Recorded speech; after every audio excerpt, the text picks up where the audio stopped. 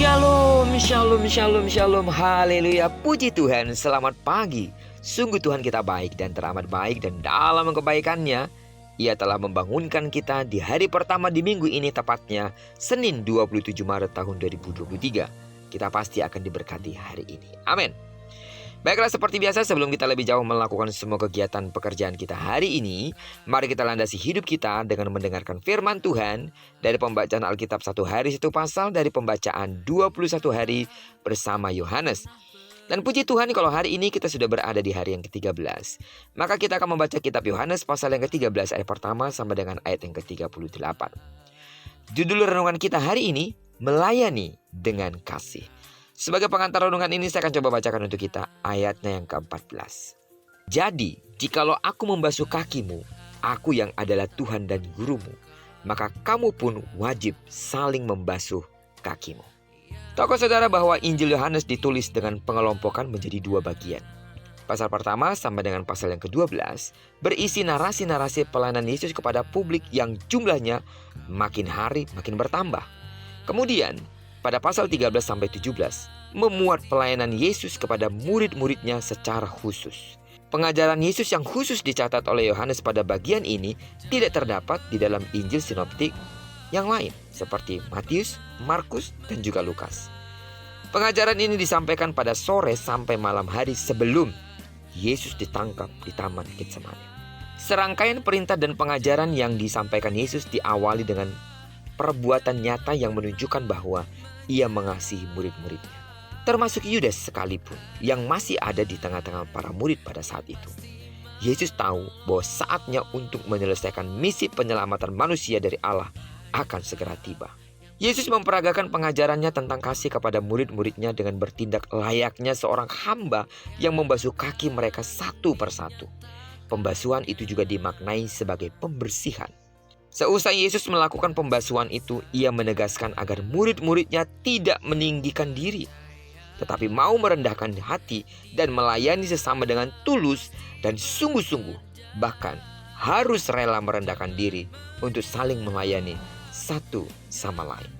Sidang jemaat Tuhan, pelayanan dan keteladanan, itulah dua hal yang Yesus berikan kepada para murid dan kepada orang banyak di masa itu. Dan tentunya kepada kita hari ini. Ia melayani karena kasih dan dengan kasih. Ia memberikan teladan dalam hal saling mengasihi. Sebelum Yesus secara khusus meminta kepada para murid untuk melayani dan menjadi teladan bagi banyak orang, Yesus lebih dahulu melakukannya.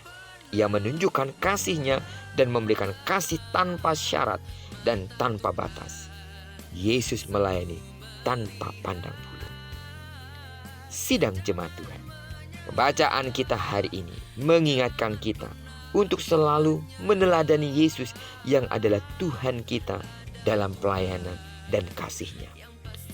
Ia yang mulia dan tidak berdosa merendahkan dirinya untuk melayani dan membersihkan kita, orang-orang yang berdosa. Yang jadi pertanyaannya, bagaimana dengan kita? Maukah kita melayani seperti Yesus melayani? Apa yang saudara bisa lakukan untuk sesamamu? Jika itu di gereja, untuk melayani Tuhan dan sesama kita, jadilah menjadi pelayan. Jadi singer, mungkinkah jadi song leader, jadi pemain musik, usher yang mengendalikan LCD, sound system, membersihkan gereja, merapikan bangku, dan lain sebagainya. Ketika kita melakukan itu, kita melakukannya untuk Allah dan untuk sesama kita. Amin. Ambil bagianlah dalam pelayanan, karena Yesus sudah mengajarkannya kepada kita. Melayani sesama dalam keseharian kita. Orang-orang yang terdekat dengan kita. Para istri, layani suami dengan baik. Para suami, layani istri dengan baik. Orang tua, layani anak-anakmu dengan baik. Anak-anak, layani orang tuamu dengan baik. Atasan, layani bawahanmu dengan baik. Bawahan, layani atasanmu dengan baik. Siapa yang ada di antaramu, layani mereka dengan baik, seperti kita melakukannya untuk Tuhan. Dan tahu saudara, Tuhan pasti mengupahi kita dengan segala anugerah dan kebesarannya. Karena itu, mari terus terlibat dalam pelayanan, baik di gereja dan juga dalam keseharian kita. Karena Yesus sendiri memberikan keteladanan itu dan memerintahkannya kepada kita. Terpujilah nama Tuhan. Diberkatilah kita sepanjang hari ini, digenapi firman-Nya telah berjanji, apa yang dikerjakan tangan kanan dan tangan kiri kita dibuatnya berhasil. Amin. Kemanapun kaki kanan dan kaki kirimu melangkah, percayalah di sana pasti kemuliaan Tuhan akan dinyatakan. Diberkatilah kita bersama dengan orang-orang kita kasihi, serta bersama dengan orang-orang yang kita cintai dimanapun mereka berada. Terpujilah nama Tuhan. Shalom.